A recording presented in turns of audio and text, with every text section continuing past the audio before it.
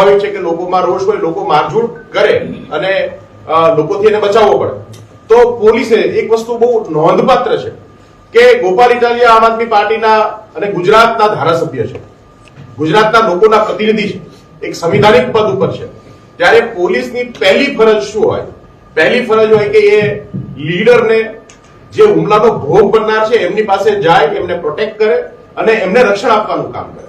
પણ એક પણ પોલીસ, ના તો પહેલા ના તો પછી, હુમલા પછી પણ કોઈ પોલીસે, ત્યાં ઉપસ્થિત પોલીસમાંથી એક પણ વ્યક્તિએ ગોપાલભાઈને વાગ્યું છે કે નહીં, એમની પ્રતિક્રિયા લેવાની, એમની સંભાળ લેવાની કોશિશ કરી નથી. આ સમગ્ર ઘટના એટલા માટે આપ સૌ સમક્ષ મૂકવી પડે છે કે ગુજરાતની રાજનીતિમાં અનેક પ્રકારના કિસ્સાઓ આપણી સામે આવ્યા છે, પણ આજે જે સ્થિતિ ગુજરાતની છે, આજે જે રીતે એક નાની એવી પાર્ટી, એક યુવાન લીડર ગુજરાતની અંદર ઉગી રહ્યો છે, એને રોકવાના જે ષડયંત્રો છે એ અવારનવાર આપણે જોયા છે.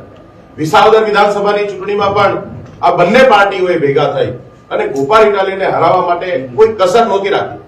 સાયાના હોટલની અંદર કોંગ્રેસના લોકોએ આમ આદમી પાર્ટીના કાર્યકર્તાઓને ખરીદવા માટે રીતસરની દુકાનો લગાવી અને કોઈ પણ ભોગે ગોપાલ ઇટાલિયા હારે એના માટે બંને પાર્ટી એક થઈને કામ કરતી.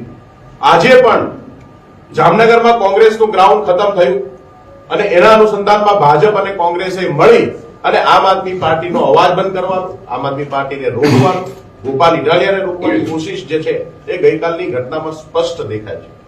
ગઈકાલે આથી જે ઘટના ઘટી ત્યારબાદ ભાજપના પણ આપણે સ્ટેટમેન્ટો જોયા, કોંગ્રેસના પણ સ્ટેટમેન્ટ જોયા, પણ જે રીતે ગુજરાતની અંદર આમ આદમી પાર્ટી આગળ વધી રહી છે એ બંને પાર્ટીઓ માટે, બંને પાર્ટીઓના પેટમાં તેલ રેડાયું છે અને સતત આમ આદમી પાર્ટીના વિરોધમાં અનેક જગ્યાએ આવા હુમલાઓ થયા છે.